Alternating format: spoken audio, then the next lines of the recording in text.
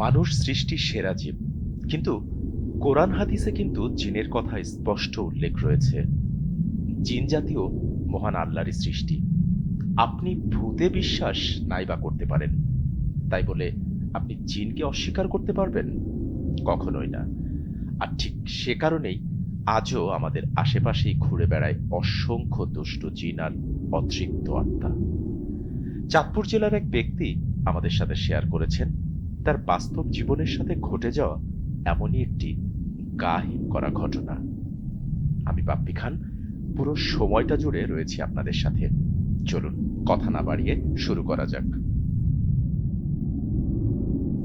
চাঁদপুর জেলার এক অজপাড়াগা দোয়াতপুর গ্রামের এক প্রান্তে ছিল একটি পুরনো তেঁতুল গাছ, যেটাকে সবাই বলতো তেঁতুল তলা।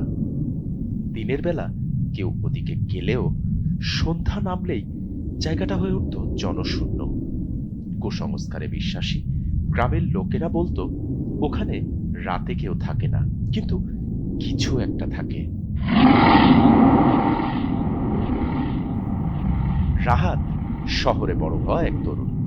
তার দাদা হঠাৎ মারা যাওয়ায় সে গ্রামে আসে।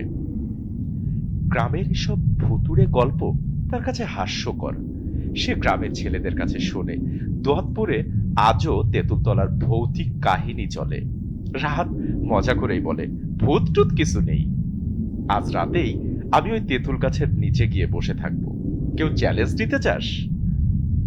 গ্রামের সবাই চুপ। অবশেষে রাহাত একাই রওনা দেয়। রাত প্রায় 1টা। চাঁদের আলো কিছুটা ফিকে, বাতাসটা কেমন যেন থমথমে। তেঁতুলতলার কাছে পৌঁছে রাহাত দেখল গাছটা যেন আরো বিশাল, আর ছায়াটা যেন কেমন নড়ছে। কিন্তু তবুও রাহাত বসে পড়ল। প্রথম 1 ঘন্টা কেটে যায় নিশ্চিন্তে। হঠাৎ দূর থেকে একটা আওয়াজ ভেসে আসে, ফিরে যা।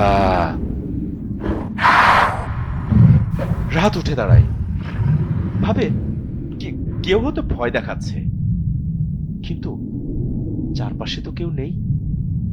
তাহলে কথা বলল কে? গাছের ডালগুলো অদ্ভুত ভাবে দুলতে থাকে, অথচ বাতাস নেই একটু।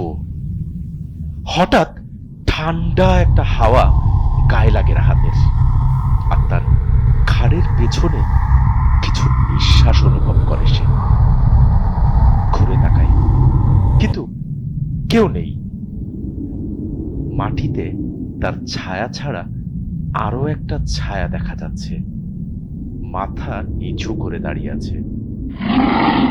রাহাত চিৎকার করতে চায়, কিন্তু গলা দিয়ে শব্দ বের হয় না। আর তখনই গাছের দিকে তাকিয়ে দেখে তেঁতুল গাছের মাঝে একটা মুখ। চোখ নেই, কিন্তু চাহনি আছে। মুখটা ধীরে ধীরে নিচে নামছে। রাহাত দৌড়ে পালানোর চেষ্টা করে, কিন্তু পা যেন হেঁচড়ে চলতে থাকে। গাছের নিচ থেকে ভেসে আসে কান্নার শব্দ, তাও আবার শিশুর কণ্ঠে। বলছে, আমায় নিয়ে যা, আমায় বাঁচাও। সকালে লোকজন খোঁজে রাহাতকে। অনেক খোঁজাখুঁজির পর তাকে পাওয়া যায় তেঁতুলতলার নিচে অচেতন অবস্থায়। সে তখন শুধু একটাই কথা বলতে পারে, গাছটা চোখে তাকিয়েছিল।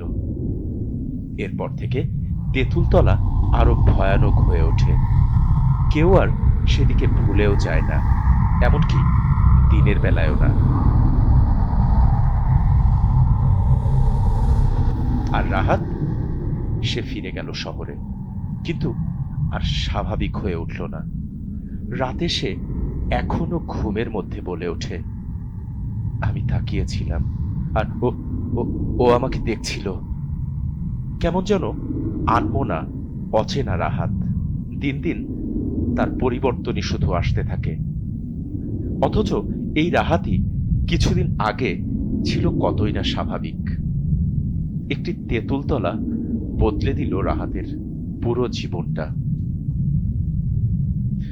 আপনার জীবনে যদি থাকে এমন কোনো লোমহর্ষক কিংবা গা হিম করা কোনো ঘটনা, তাহলে ঝটপট আমাদের পাঠিয়ে দিন অতৃপ্ত আত্মার গল্প @gmail.com এই ঠিকানায়।